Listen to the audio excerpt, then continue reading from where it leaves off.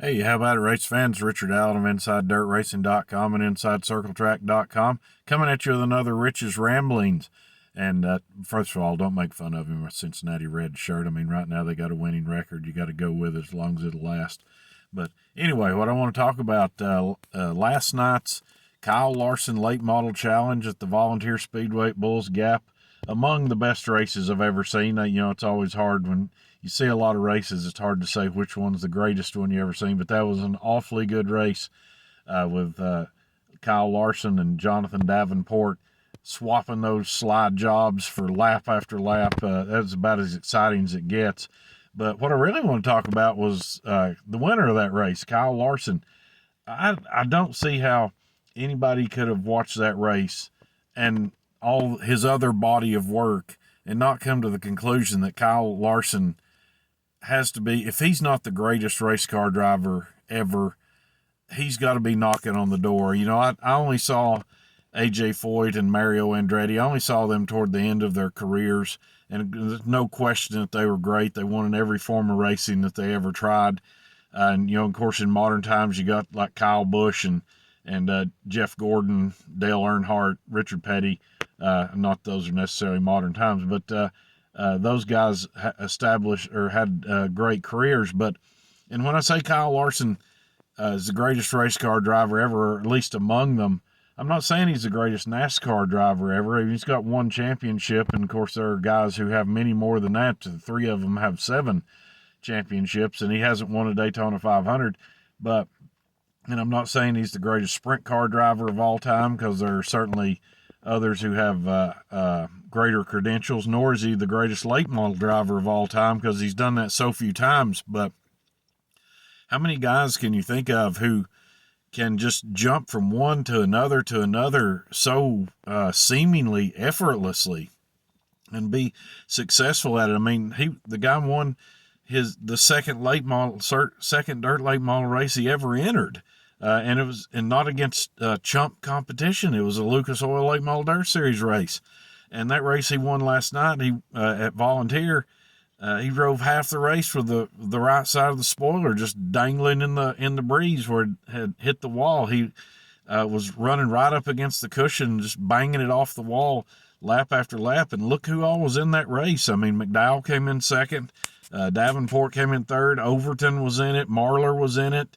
Owens was in it. I mean, those are all-time great drivers that were out there, and he was able to beat them. And also considering he was far enough ahead so that on the last lap, when he had a little contact there with Kyle Busch as he was lapping Kyle Busch, cut the left rear tire down. He drove the last half lap with a flat left rear tire, and was still able to win. So and he does those kind of things all the time.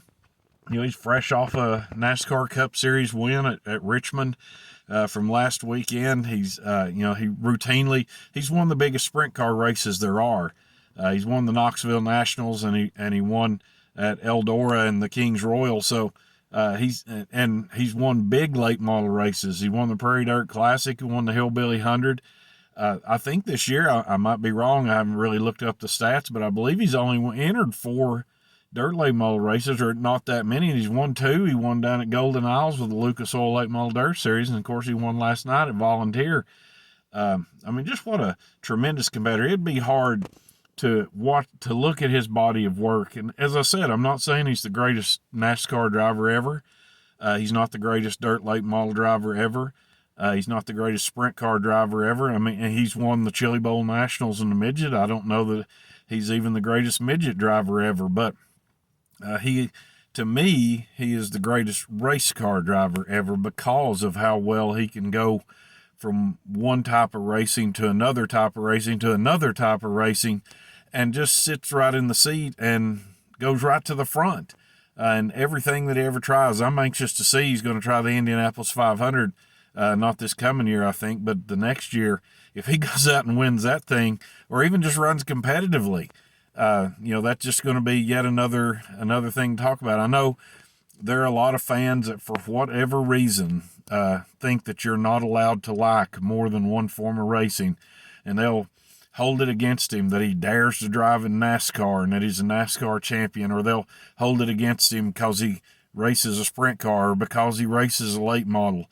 That's just silly. I mean, that's just nonsense. That people think that way and get tied to only one form of racing, and of course, everything has to be the best. This is the best. That's the best. They're all it's all racing. It's just entertaining to watch. You're robbing yourself of entertainment if you think that way, and if you can't appreciate Kyle Larson for the greatness that he brings to the table, that's hurting you as far as I'm concerned. But he is such a tremendous talent in everything that he does. So I'm gonna go out on the record and say that as far as I'm concerned, he's the greatest race car driver ever. Of course, you're entitled to your own opinion. You may agree, you may not, but just look at the body of work. What he did last night at Bulls Gap was just tremendous, and it was great fun to watch. I'm supposed to be there reporting on racing, but there's times when it's really hard not to, and not just with Kyle Larson, with all these talented guys. There's times that it's hard not to just want to watch and be entertained.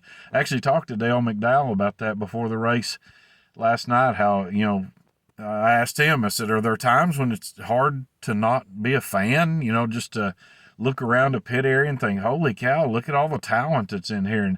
And I'll be running that story here pretty soon on InsideDirtRacing.com about his response to that. But anyway, those are just my thoughts on Kyle Larson, kind of less than 24 hours after the late model challenge up at Volunteer back on Thursday night. But as always, I appreciate you taking the time to give me a listen, and I appreciate your views on InsideDirtRacing.com and InsideCircleTrack.com.